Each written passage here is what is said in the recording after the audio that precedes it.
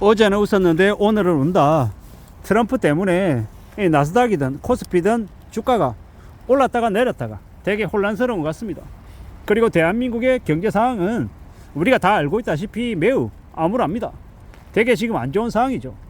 이 대출 연체가 24조라고 얘기하고 있고, 이 다주택 다중채무자의 부채가 이 상상을 초월할 정도이고, 금융노예 600만 명이다, 다중채무자다라고 얘기하는 사람들, 그들 중에 최소 100만 명 이상이 시형불량자, 채무불이행자, 사실상 파산하고 몰락해서 이 유령인간이 될 가능성이 높은 사람으로 이제 전락한다라는 말도 많습니다. 그리고 지금 현재 우리가 여기저기에서 듣는 말로는 2025년 4월 위기설이 파다합니다. 건설사들의 이 결제 대금을 못 받고 그냥 무너지는, 부도가 나는 일들이 4월에 여기저기에서 도처에서 터져 나올 거라는 이야기입니다. 이런 뉴스를 너무 많이 들으면, 자주 들으면 그냥 그런가 보다 하고 무뎌지게 됩니다. 왜냐? 뉴스에서 너무 많이 떠드니까. 계속 매일같이 경제 위기다, 쇼크다, 장기 불황이다, 경기 침체다, 잃어버린 10년이다 라는 얘기들을 너무 많이 들으니까 이제 짜증이 나고 지겨워하고, 사람들이 그런 얘기 들으면 화를 내는 사람들도 있습니다. 그래서인지 최근에 유독 이제 제 영상에 댓글로 욕하는 사람들이 많이 늘었죠. 근데 냉정하게 생각해 보자고요.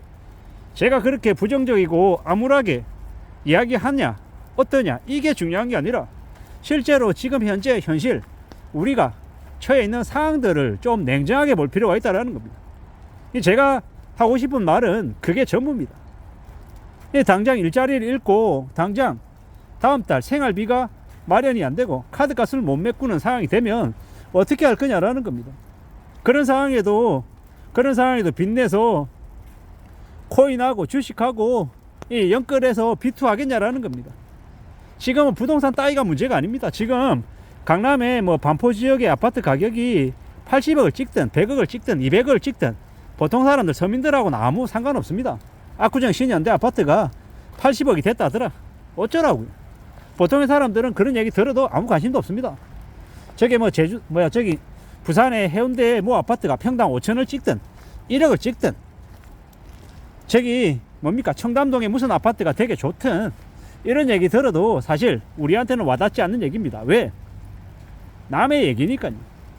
근데 지금 이제 사람들이 너무 많이 회사에서 잘려나가고 있고, 또 일자리를 잃을까봐 전전긍긍하고 걱정하는 사람들이 되게 많다라는 겁니다.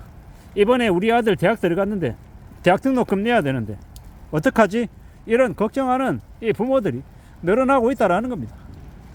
이 외벌이들, 이 주된 직장에서 외벌이 하는 사람들, 그래도 월급을 400 받고 500 받았는데 잘려서 나오면요, 이 어쩔 수 없이 가정주부로 있던 와이프도 같이 나와서 둘이 발에 땀나게 허덕이면서 맞벌이해야 된다라는 겁니다. 그렇게 해야 이 힘들고 어려운 시국을 헤쳐나갈 수 있다라는 겁니다. 이게 지금 현재 현실이다, 상황이다 라고 생각해야 되고, 2025년 올해보다 26년보다 27년 해가 가면 갈수록 더 상황이 안 좋아진다라고 생각하고 지내야 됩니다. 이게 현실입니다. 이런 무서운 현실을 단순히 부정적이다라고 치부해버리면, 저 같은 사람들 얘기를 그냥 넘겨버리면 되게 힘들어진다라는 말씀을 좀 드리고 싶습니다. 제가 발음도 안 좋죠, 억양도 안 좋죠. 어떤 사람들은 제가 좀 강하게 얘기하면 화낸다라고 얘기도 할 정도로 제가 생각하는 바와 전달되는 전달력이 사실 부족한 게 많습니다. 그럼에도 불구하고 제가 말하려고 하는 본질, 핵심, 이에 대해서는 좀 곰곰이 생각해 볼 필요가 있다는 겁니다. 저를 좋아하든 싫어하든 그런 것을 따지자라는 게 아니라, 지금의 경제적인 상황, 현실들이 매우 녹록지 않다라는 건 우리가 잘 생각해 볼 필요가 있다는 겁니다. 저는 뉴스를 볼 때마다, 다른 사람들과 전화통화를 할 때마다 겁이 많이 나거든요. 홈플러스라고 하는 이 대형마트 업계 2위 회사가 지금 기업회생을 신청할 정도로 절대로 상황이 녹록지 않다라는 겁니다. 이런 시국에, 이런 상황에 사람들이 오고 가며 행동하는 것들을 한번 보자고요. 저녁에 회식하는 사람들이 얼마나 있는지, 저 또한 이제 제가 다니는 지역에 주변에 비어있는 공실들, 매장들, 저녁에 얼마나 사람들이 모이는지 이런 것들을 유심히 봅니다. 근데 볼 때마다 느끼는 게 사람들이 점점 줄어드는 것 같습니다.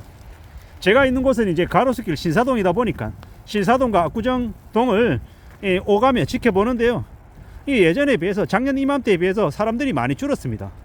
이상한 게 요즘은 진짜로 이 동남아, 이 중국 관광객들도 많이 안 보이는 것 같습니다. 정말로 계엄 이후에 이 한국의 정치적인 그 불안 때문에 관광객들도 줄어드는 건가 라는 생각들도 해봅니다. 뭐 여러 가지 이제 분위기를 살펴보는 거죠.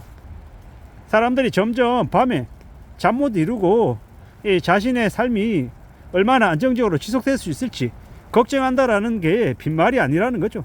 이런 시국에 우리가 어떻게 살아가야 될지에 대한 대비책, 대책 마련, 물론 그걸 만든다라는 게 쉬운 얘기가 아니죠. 하지만 우리가 살아가는 건 매일같이 우리가 숙제, 문제, 고민들이 항상 연속되잖아요. 근데 그걸 가려버리고 잊어버리고 덮어놓으면 그게 해결되냐라는 겁니다. 해결되지 않고 계속 이제 우리를 괴롭힐 수 있다라는 겁니다.